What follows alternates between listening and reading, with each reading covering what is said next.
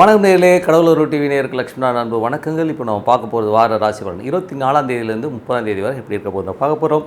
நான் எப்போதும் சொல்கிறதாங்க, லக்னத்துக்கு பாருங்கள். ஸோ ராசிக்கு பார்ப்பதை விட லக்னத்துக்கு பார்க்குறது ரொம்ப நல்லது. உதாரணமாக ஒரு மகர லக்னம் விருச்சிக ராசினா, நீங்கள் விருச்சிக ராசிக்கான பலன்களை பார்க்கறதை விட மகர ராசிக்கான பலன்களை பார்க்கும்போது ரொம்ப பர்ஃபெக்டாக இருக்கும். ஃபஸ்ட்டு பொது பலன்கள் வரும். ஸோ அதுக்கப்புறம் பார்த்திங்கன்னா தசாபுத்தி பலன்கள் வரும். ஸோ தசாபுத்தி பலன்கள் வரும்போது உங்களுடைய தசாபுத்திகள் என்னவோ ஸோ அதை மிங்கிள் பண்ணி பார்க்கும்போது ரொம்ப பர்ஃபெக்டாக இருக்கும். வீடியோட எண்டில் டிப் ஆஃப் த வீக் இருக்குது, மறக்காமல் பாருங்கள். ரிஷபராசி. ஸோ ரிஷபராசிக்கு வந்து பார்த்திங்கன்னா சுக்கிரன் வந்து 2இல் இருக்கிறார். ஸோ 2இலிருந்து நல்ல ரீதியில் வந்து குருவுடைய சாரத்தில் இருக்கும்பொழுது ஒரு பெரும் பணம் சம்பந்தமான விஷயங்கள் இருக்கும். ஸோ குடும்பத்திற்காக சின்ன சின்ன நெருக்கடிகளை ஃபேஸ் பண்ணி ஒரு பெரும் பணம் புரட்டுறது, இந்த மாதிரி விஷயங்கள்லாம் கண்டிப்பாக இருக்கும். ஸோ அதெல்லாம் வந்து ஒன்றும் பண்ண முடியாது. ஏன்னா 8ஆம் அதிபதி ராசியிலே இருந்து அது வந்து சுக்கிரனுடைய சாரத்தில் இருக்கும்போது வேலையில் வந்து தேவையில்லாத சின்ன சின்ன நெருக்கடிகள், கொஞ்சம் சின்ன சின்ன மாற்றங்கள் வருவதற்கான வாய்ப்புலாம் இருக்குது. கொஞ்சம் பார்த்து நடந்துக்கணும். 2 மற்றும் 5ஆம் அதிபதி புதன் வந்து ஆட்சி பலத்தோடு ராகுடைய சாரத்தில் பெரும் பணம் வருவதற்கான வாய்ப்பெல்லாம் நல்லா இருக்குங்க. ஸோ இதில் வந்து பார்த்திங்கன்னா புதன் தசாபுத்தி அந்தரம் நடக்கிறவங்களாம் ஒரு பெரிய காசு, ராகு தசாபுத்தி அந்தரம்லாம் லிங்க் ஆச்சுன்னா பெரிய பணம் வர்றதுக்கான வாய்ப்பு, குழந்தைகளோட வளர்ச்சியெலாம் ரொம்ப சிறப்பாக இருப்பதற்கான வாய்ப்புலாம் ரொம்ப நல்லாயிருக்கு. அதுக்கப்புறம் பார்க்கும்போது உங்களது 3ஆம் அதிபதியான சந்திரன் வந்து சிறப்பான விஷயங்கள், முதலில் வாரத்தில் முற்பகுதியில் கொஞ்சம் அங்கங்கே அலைச்சல்கள் இருந்தாலும் அதுக்கப்புறம் பெரிய லாபங்கள், பெரிய வளர்ச்சி வர்றதுக்கான எல்லாம் ரொம்ப சிறப்பாக இருக்குது. அதுக்கப்புறம் 4ஆம் அதிபதியான சூரியன் 2இல் இருக்கும்போது சொத்துக்கள் சம்பந்தமான விஷயங்கள் பெரிய பணம் வருவதற்கான வாய்ப்புகள்லாம் ரொம்ப சிறப்பாக இருக்குங்க. ஸோ தாயார் சார்ந்த விஷயங்கள் பெரும் பணம் வருவதற்கான வாய்ப்புலாம் ரொம்ப நல்லா இருக்குது. 5ஆம் அதிபதியான புதன் வந்து ஆட்சி பலத்தோடு இருக்கும்போது குழந்தைகளோட வளர்ச்சியும் குழந்தைகளோட வெற்றியும் வந்து சிறப்பாக இருக்கும். சில நேரங்களில் உங்கள் குழந்தைகள் வந்து வெளி மாநிலங்களுக்கு செல்வதற்கான வாய்ப்புலாம் இருக்கும். குலதெய்வ வழிபாடு சிறப்பான பலன்களை கண்டிப்பாக கொடுத்துருங்க. ஸோ அதெல்லாமே ரொம்ப நல்ல விஷயம். அதே 6ஆம் அதிபதி. ஸோ 6ஆம் அதிபதியான சுக்கிரன். ஸோ 6ஆம் அதிபதியான சுக்கிரன் வந்து பார்த்தோம்னா உங்களுக்கு வந்து 2இல் இருக்கும்போது உங்களுக்கு வேலை சம்பந்தமான விஷயம் நல்ல அலைச்சல் இருந்தாலும் ஓரளவுக்கு வந்து நல்ல முன்னேற்றம் வருவதற்கான வாய்ப்புலாம் ரொம்ப நல்லா இருக்குது. இதில் வந்து பார்த்திங்கன்னா பெரும் பணம் வருவதற்கான வாய்ப்புகளும் ரொம்ப நல்லாயிருக்கும். பட் இருந்தாலும் வந்து குரு வந்து உங்களுக்கு 8ஆம் அதிபதியாக இருந்தால் கொஞ்சம் சின்னதாக ஒரு ஸ்ட்ரெஸ் டே டு டே லைஃப்பில் கண்டிப்பாக இருக்கும். ஸோ அது கொஞ்சம் பார்த்து நடந்துக்கணும். அதுக்கப்புறம் பார்க்கும்போது உங்களுக்கு 7ஆம் அதிபதியான செவ்வாய் வந்து 12இல் இருக்கும். சுப நிகழ்ச்சிகள் சார்ந்த விஷயத்துக்காக கொஞ்சம் செலவு பண்ணுறதுக்கான வாய்ப்பு. இதனால் வந்து கொஞ்சம் ஏதாவது யோசிச்சுக்கிட்டே நைட்டு தூக்கம் வராமல் இருக்கிறதுக்கான வாய்ப்பு இருக்கனால நீங்கள் வந்து டெசிஷன் எடுக்கணும். ஒரு பேப்பரை எழுதிட்டு ஸோ அதை வந்து மடித்து வச்சுருங்க. ஒரு அடுத்த நாள் ஃப்ரீயாக இருக்கும்போது ஒரு நாள் கேப் விட்டு அந்த பேப்பரை எடுத்து படிக்கும்போது அந்த ப்ராப்ளத்துக்கான சொல்யூஷன் கண்டிப்பாக கிடைக்குங்க.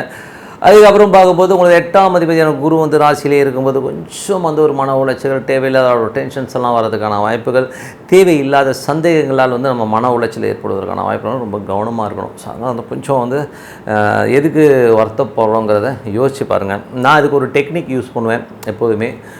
எதுக்கு வருத்தப்படுறோம் அப்படிங்கிறது பார்க்கும்போது அதுக்கு என்ன வேல்யூன்னு பார்ப்பேன். ஸோ ஒரு வருத்தம் வருதுன்னு வச்சுப்போமே, இப்போது உதாரணத்துக்கு சொல்கிறேன், எங்கள் வீட்டில் வந்து ஒரு காஃபி கொட்டுச்சுன்னா அப்படியே ஆன்னு கத்துறாங்கன்னு வச்சுப்போம். நான் என்ன சொல்லுவேன், ஒன்றும் இல்லை, அந்த காஃபியோட ரேட் என்னன்னு பார்ப்போம். காஃபியோட ரேட் என்ன, ஒரு 10 ரூபாய் 20 ரூபா இருக்குமா, அதுக்கு எதுக்கு டென்ஷன் ஆகணும், தொடச்சி போட்டு போயிட்டே இருக்கலாமே அப்படின்னு நம்ம ஒரு முடிவுக்கு வருவோம்.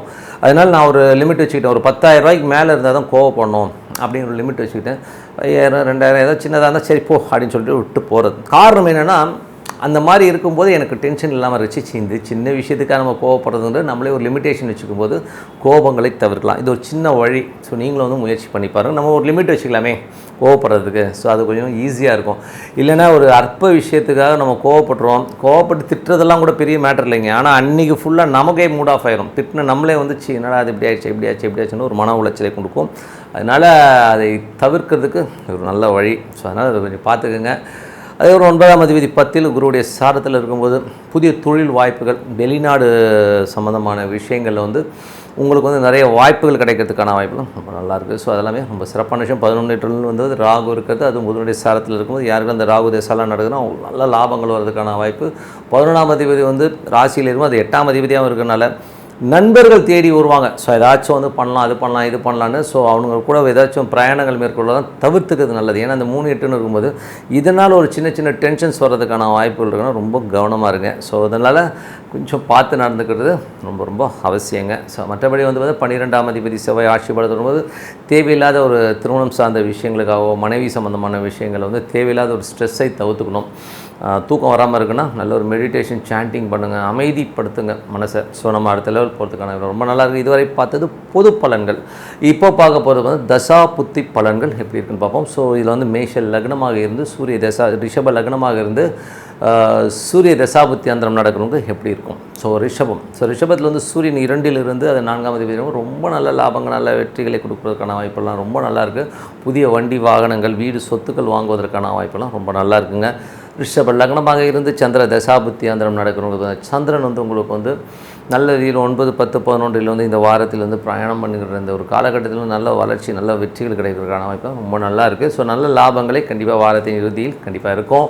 அதுக்கப்புறம் பார்க்கும்போது உங்களது ரிஷப லக்னமாக வந்து செவ்வாய் தசாபுத்தி அந்தரம் நடக்கணும். செவ்வாய் வந்து உங்களுக்கு 12 இருக்கும்போது தேவையில்லாத ஒரு விஷயத்தை மண்டையில் போட்டு குழப்பிக்கிறது, ஒரு சந்தேகங்களால் வந்து பார்க்குறது, இதனால் தூக்கம் கெடுவதை தவிர்த்துக்கணும். ஓகேங்களா. ஸோ அதை கொஞ்சம் பார்த்துட்டு அது எதுக்கு கோபப்படுறோம், எதுக்கு இருக்குன்றதை வந்து யோசிச்சிங்கனாலே எல்லாமே சரியாக போயிடும். ரிஷப லக்னமாக இருந்து ராகு தசாபுத்தி அந்த பெரும் பணம் வருவதற்கான வாய்ப்புகள், ஆன்மீக சுற்றுலா செல்வதற்கான வாய்ப்புகள் ரொம்ப நல்லாயிருக்கு. குலதெய்வ வழிபாடு ஒரு பெரிய ஒரு வளர்ச்சியை கொடுக்கும், நல்ல ஒரு வழிகளை கண்டிப்பாக காட்டுங்க. ஸோ ரிஷப லக்னமாக இருந்து குரு தசா புத்தி அந்தரங்கள் நடக்கிறவங்களுக்கு, குரு வந்து பார்த்திங்கன்னா உங்களுக்கு ராசியிலே இருந்து சுக்கிரனுடைய சந்திரனுடைய சாரத்தில் போகும்போது கொஞ்சம் அந்த தேவையில்லாத டென்ஷன்ஸு, சந்தேகங்களை தவிர்த்துக்கிறது நல்லது. ஏன்னா 3, 8ன்னு ஒரு காம்பினேஷன்ஸ் வரும்போது கொஞ்சம் கவனமாக இருக்கும். நண்பர்கள் விஷயங்களில் வந்து ரொம்ப கவனமாக இருக்கணும். ஏதாவது தேவையில்லாத ஒரு சிறு தூர பிரயாணங்கள் நண்பரோட போகிறதெல்லாம் தவிர்த்துக்கோங்க. அங்கே போய் நம்ம ஏதாவது ஏடாகுடமாக இருக்க போய் அது ஒரு சின்ன ஒரு மன உளைச்சல் வர்றதுக்கான வாய்ப்புகளும் ரொம்ப கவனமாக இருக்கணும். ரிஷப லக்னமாக இருந்து உங்களுக்கு வந்து சனி தசாபுத்தி அந்தரம் நடக்கும். உங்களுக்கு வந்து சனி வந்து பார்த்திங்கன்னா 10லிருந்து குருடைய சாரத்தில் போகிற இந்த காலகட்டத்தில் தொழில் ரீதியான விஷயங்கள் கவனமாக இருக்கணும். தேவையில்லாத ஒரு ஆட்கள், ஒரு தொழில் வாய்ப்புகளை வந்து எடுக்கிறதுக்கு முன்னாடி 1க்கு 10 வாட்டி யோசித்து பண்ணுறது ரொம்ப நல்லது.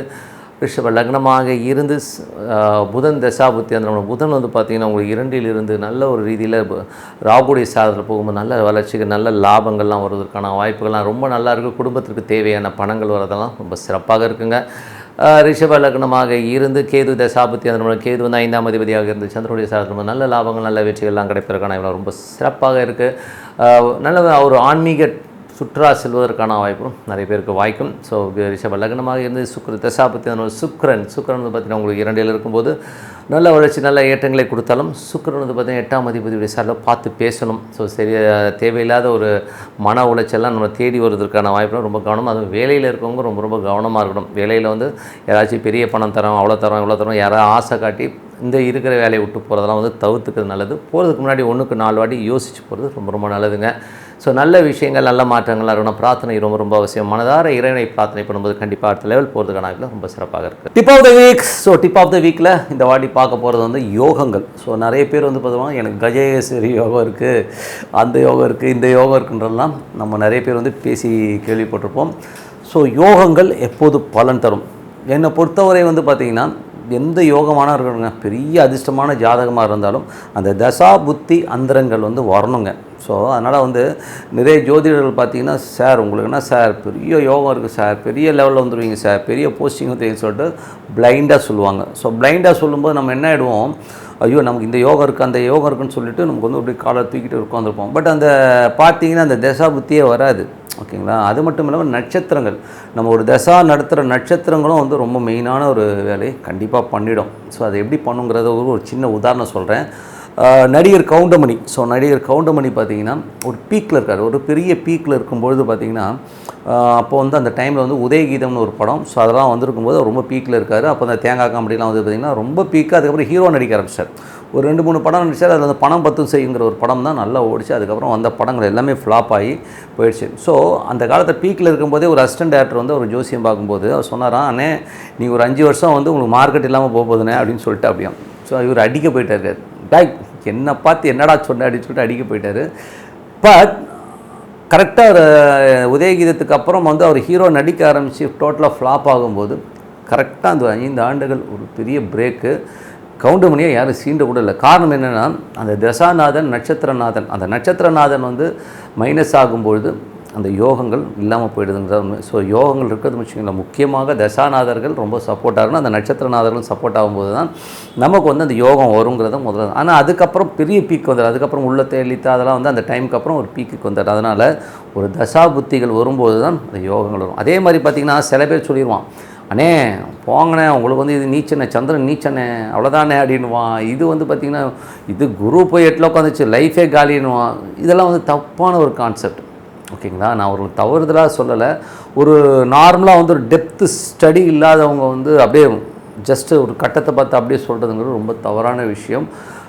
தசா புத்திகள் எந்தெந்த பாவ தொடர்புகள் வருதுங்கிறது வந்து மெயினாக இது பண்ணும். அதுக்கும் மேலே அது திசை வருதான்னு மெயினாக பார்க்கணும். ஸோ 8ல் இருக்க ஒரு திசை வந்தால் தான் நம்ம அந்த அஷ்டமாதிபதி திசையோ இல்லை 8ல் உள்ள திசையோ வந்ததுனா தான் நமக்கு அந்த ஒரு டென்ஷனையும் ஸ்ட்ரெஸ்ஸையுமே கொடுக்குமே ஒழிய ஃபுல்லாக வந்து திசை ஃபுல்லாகவே வந்து நமக்கு வந்து இந்த மாதிரி அஃபெக்ட் பண்ணும், நம்மளோட டென்ஷன் படுத்துங்கிறது வந்து நம்ம வந்து வீணான ஒரு விஷயம்.